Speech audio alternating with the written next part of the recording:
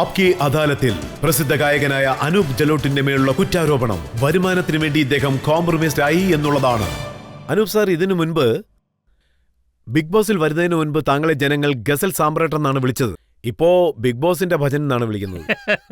Market value കൂടിയതായിട്ട് തോന്നുന്നു. കാര്യം ഒന്നാണ്. ഭജൻ സാമ്രാട്ട് എന്ന് പറഞ്ഞാലും ബിഗ് ബോസ് എന്ന് പറഞ്ഞാലും കാര്യം ഒന്നാ. താങ്കൾ മുംബൈയിലേക്ക് വന്നത് ഗസൽ പാടാൻ വേണ്ടിയല്ലേ? അല്ല, ഞാൻ ചെറുപ്പം മുതൽ ക്ലാസിക്കലാ പാടിക്കൊണ്ടിരുന്നത്. ഞാൻ എൻ്റെ അച്ഛനിൽ നിന്നും ക്ലാസിക്കൽ പഠിച്ചു. ഭാത്ഖണ്ഡെ സംഗീത് വിദ്യാലയത്തിൽ നിന്നും ഞാൻ ക്ലാസിക്കൽ പഠിച്ചു. പക്ഷെ നടന്നത് എന്താന്ന് വെച്ചാൽ, ആദ്യം ഞാൻ ഗസലിന്റെ ഒരു ആൽബം ക്രിയേറ്റ് ചെയ്തു. അതിൽ ഞാൻ പലതും ട്രൈ ചെയ്തു.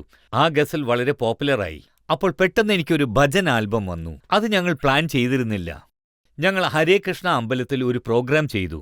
അവിടെയുള്ള ജനങ്ങൾ അതെല്ലാം എടുത്ത് കമ്പൈൻ ചെയ്ത് ആ ആൽബം അവിടുന്ന് മാറ്റിക്കളഞ്ഞു. ഞങ്ങൾ അവിടെ വെച്ച് കോൺസേർട്ട് ചെയ്തു. അവിടെ ഞങ്ങൾ ഒരുപാട് ഭജൻസ് പാടി. ഐസി, ലാഗി ലഗൻ, മയ്യ മുരേ, ഇങ്ങനെയുള്ള പാട്ടുകളെല്ലാം പാടി. അതുകൊണ്ട് എനിക്ക് എത്ര പേര് ലഭിച്ചു എന്ന് വെച്ചാൽ, ജനങ്ങൾ ഞാൻ ഗസലും പാടുന്നുള്ള കാര്യം മറന്നു. പിന്നെ എന്റെ പേര് ഭജൻ സാമ്രാട്ടായി മാറി.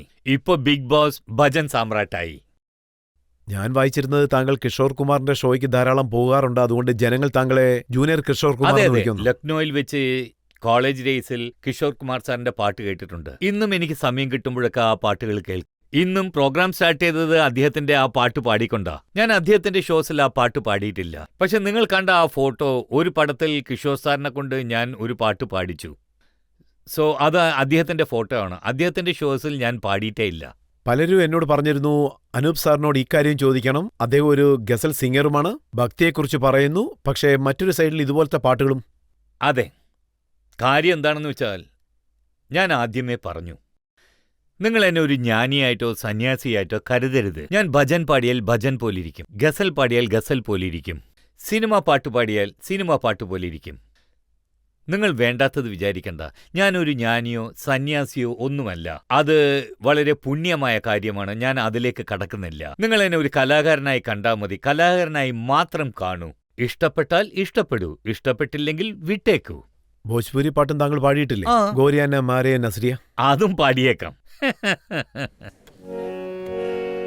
हो गोरिया रे गोरिया रे गोरिया रे गोरिया रे गोरिया रे हो गोरिया मारो ना नजरिया हो जियरा लहर लोट हो जाए गोरिया मारो ना नजरिया हो जियरा लहर लोट हो जाए जियरा लहर लोट हो जाए जियरा लहर लोट हो जाए गोरिया मारो ना नजरिया हो जियरा लहर लोट हो जाए. ഇപ്പൊ നിങ്ങൾ എന്നോട് പാട്നയിലേക്ക് തന്നെ പൊയ്ക്കോന്ന് പറയല്ലേ? പക്ഷെ താങ്കൾ ജനങ്ങൾ എന്താണ് കരുതുന്നത് എന്നതിനെക്കുറിച്ച് കെയർ ചെയ്യുന്നതേയില്ല. താങ്കൾ ഒരു ഷോയ്ക്ക് പോയപ്പോൾ അവിടെ വെച്ചൊരു പാട്ട് പാടി, ചുമ്മാ ചുമ്മാ ദേദേന്ന്. അതെ, ഞാൻ അതും പാടും. പിന്നെ ബേബി ഡോളും പാടും. ആ പാടാവുന്നേ. കാര്യം എന്താണെന്ന് വെച്ചാൽ, പാടി കാണിക്കാം. ഇമേജ് ഇല്ലേ, അതെന്റെ പാട്ടിലൂടെയാണ് വരുന്നത്. മറ്റൊന്നുകൊണ്ടും എന്റെ ഇമേജ് ക്രിയേറ്റ് ആവില്ല. ഒരു പക്ഷേ ഞാൻ പാടിയ ഈ പാട്ട് ഗോരിയ മാരോണോ നജരിയ, ഇത് കാരണം ഞാൻ ഭോജ്പുരി സിംഗർ ആവില്ല. ഞാനൊരു വേഴ്സറ്റൈൽ സിംഗറാണ്. എനിക്ക് ഇതും പാടാൻ കഴിയും. ജുമാ ജുമാ കേട്ടോളൂ. जुमा जुमा दे दे जुमा जुमा दे दे जुमा ये दुनिया पित्तल दी ये दुनिया पित्तल दी ये दुनिया पित्तल दी बेबी डॉल में सोने दी हो बेबी डॉल में सोने बेबी डॉल में सोने दी बेबी डॉल. ഇപ്പോ ഇങ്ങനെ ഞാൻ പാടും.